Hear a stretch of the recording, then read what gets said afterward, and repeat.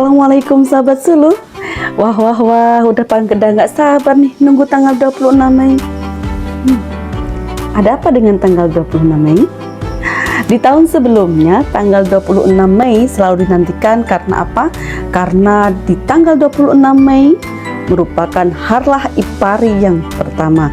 Namun di tahun ini sangat spesial untuk penyuluh agama karena di tanggal 26 Mei selain daripada Harlah Ipari yang kedua, ada yang sangat spesial dan dinantikan oleh penyuluh agama. Kenapa? Ada bau-bau yang harus pakai baju kopri. Cie, ya nggak sabar pakai baju kopri. Lalu kenapa harus pakai baju kopri? Kira-kira ada apa ya? IPARI, Ikatan Penyuluh Agama Republik Indonesia, adalah organisasi profesi bagi penyuluh agama lintas agama di Indonesia yang lahir pada tanggal 26 Mei 2023.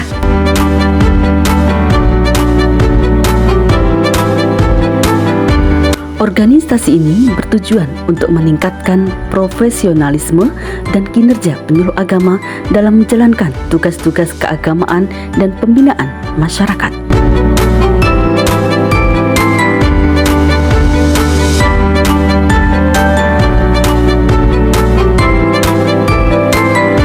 Tahun lalu, tepat tanggal 26 Mei 2024 merupakan Harlah Ipari yang pertama dengan tema Rawat Bumi Tebar Moderasi.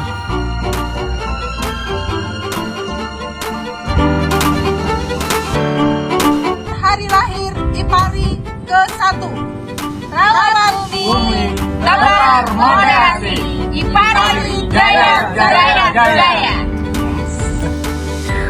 Tahun ini, tanggal 26 Mei 2025 bukan hanya spesial karena Harlah Ipari yang kedua, namun tanggal 26 Mei tahun ini adalah hari dan tanggal hoki untuk para penyuluh yang lulus tes P3K tahap 1 formasi tahun 2024.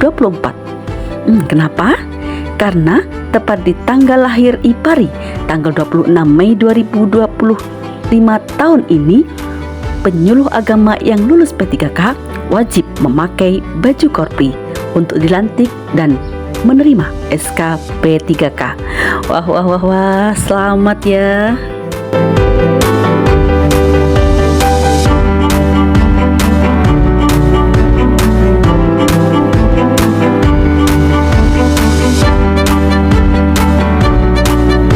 Selamat Hari Lahir IPARI, Ikatan Penyuluh Agama Republik Indonesia yang kedua.